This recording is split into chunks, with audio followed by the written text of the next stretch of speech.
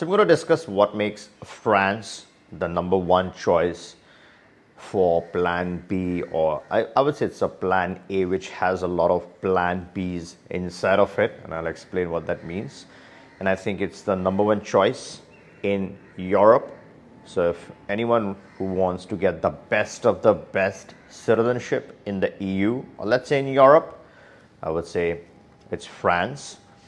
And the two main reasons why this is important. One is the obvious one, which is it has access and freedom of movement, and you can live, you can work anywhere in the EU. So obviously it's an EU member country, so you have all those privileges. So that's the very obvious one.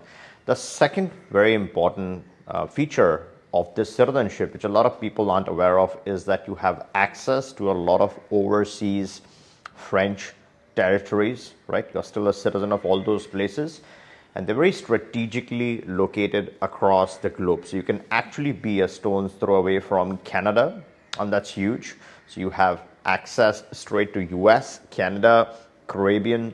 So the strategic positioning of all these smaller territories gives you a huge advantage. Now, those territories, some of them are not EU member states. They're not EU countries.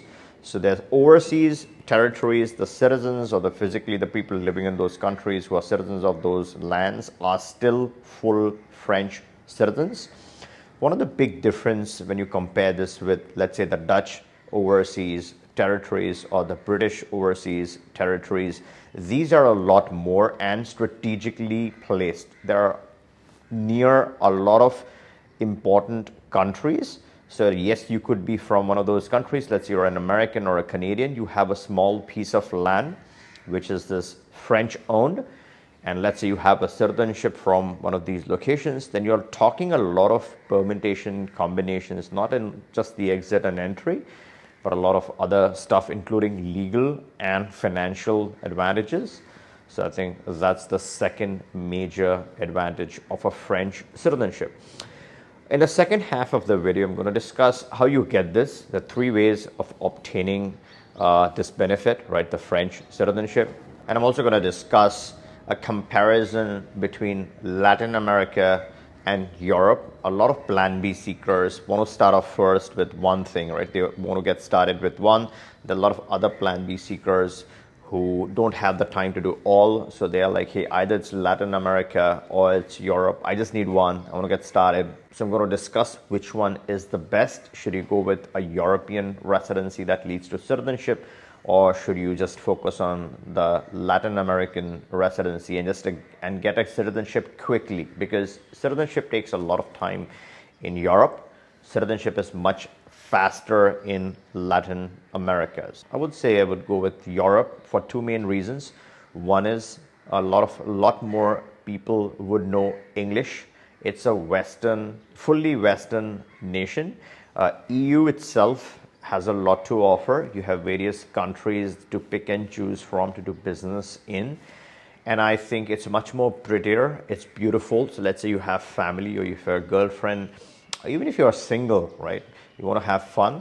You have access to a lot of beautiful lands. You can do a bike ride. You can drive in your free time, and you're hopping countries. And this is a big benefit.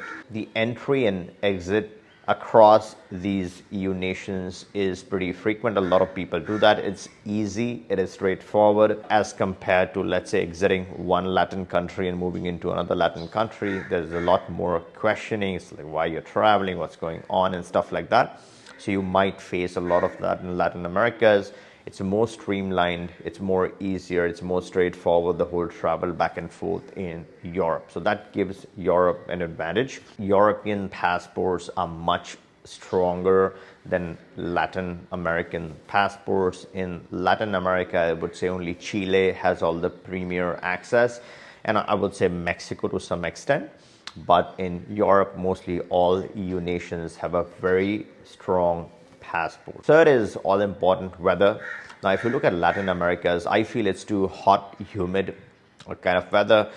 Sometimes it gets intensely hot, warm, humid. That's not a good combination. If you look at Europe, it's on the cooler side. It's not humid, so it's much better, I would say, in comparison. So for all these reasons, I think Europe stands out. You cannot go wrong with Europe.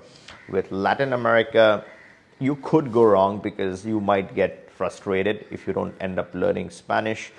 The other thing is crime could be slightly higher. And again, this is subjective. Everyone thinks differently. People look at stats differently, but I just personally feel that, drug-related, cartel-related worries and those kind of things are more associated or more prevalent in Latin America, as it's known for some of those issues.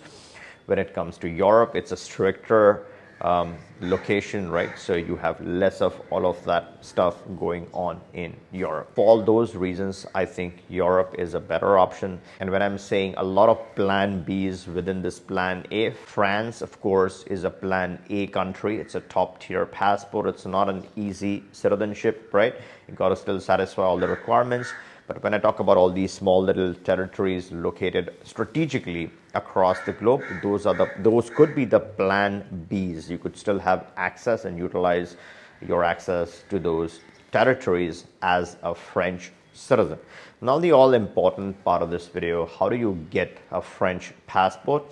I'm going to discuss the investor options, the investor routes. The one is the financially independent person. Again, if you have substantial savings, you can prove that you have financial self-sufficiency, you can qualify for residency through that route. A lot of countries have that flexibility. The second and the most standard one is a startup business in France or a straightforward traditional business in France. Both have their unique requirements. Let's say you're doing a startup. The startup will have its own subcategories that you would need to satisfy over a period of time. So it has a lesser entry in terms of the dollar amount that you put into it, but then eventually it will have a lot of other requirements that you would need to satisfy in order to renew your permit. Here you can get started with an investment of 30,000 euros in a business. So that's the startup route. And on the other side, when you talk about a full-blown business, the investment threshold is 300k euros. So once you invest this amount in a business in France, you get a 4-year permit, right? There's a 4-year residency that you get in France. Once you physically live, then here this country, you got to have a tax residency if you're really serious about the citizenship. So it's not a paper residency unlike some of the options in Latin America's. Here you have to satisfy the physical presence, which is at least be a tax resident, 6 months plus 1 day in a year. And then once you physically have resided, you can then apply for French citizenship after 5 years on the permanent residency. And that way you can then obtain a French citizenship. Now this is a lot more commitment, but let's say you're doing Portugal, Italy, or some of the other EU nations. I think France has a lot of strategic advantages. So you might consider this one above the other ones when you're talking about the best of the best. Now let me know in the comments what you feel about the French citizenship, and if you feel there's a better EU citizenship or equally good EU citizenship and the benefits, then let us know in the comments below. If you aren't subscribed to the channel, make sure to turn on the bell notification and subscribe, because it helps this channel grow. It also helps you stay up to date on all the latest developments within RCBI. If you like this video, give me a thumbs up, make sure you're subbed, and catch you in the next one.